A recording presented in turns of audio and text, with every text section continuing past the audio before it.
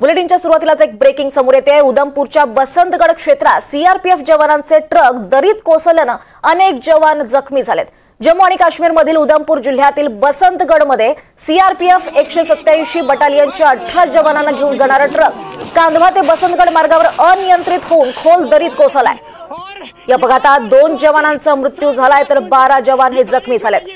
दरम्यान काही जखमींची प्रकृती गंभीर असल्याचं सांगितलं जात आहे।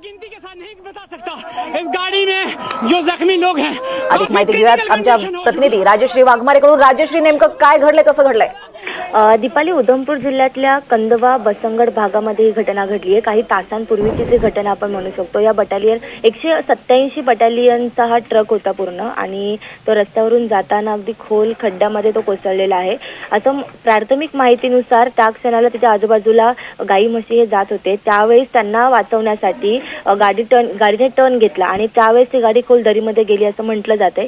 या दुर्घटनेमध्ये 2 जवानांचा मृत्यू झालाय तर 12 जवान जखमी झालेले आहेत। काहींना जवळच्याच रुग्णालयामध्ये हलवण्यात आलं आहे आणि अशा वेळी सध्या तिथे रेस्क्यू टीम पोहोचल्यात। मात्र स्थानिकांनी तातडीने मदत कार्य सुरू केलेलं आहे। पोलीस असतील, एनडीआरएफची टीम असेल, काही पथकं आहेत, ती सगळी तिथे जवळ जी पथकं होती ती सगळी तिथे आता दाखल झालेली आहेत। केंद्रीय मंत्री जितेंद्र सिंग यांनी सुद्धा या सगळ्या परिस्थितीची माहिती घेतलेली आहे आणि सर्वतोपरी मदत पोहोचली जाईल असंही आवाहन केले। दीपाली, निश्चित धन्यवाद राजश्री या सगळ्या सविस्तर माहितीसाठी।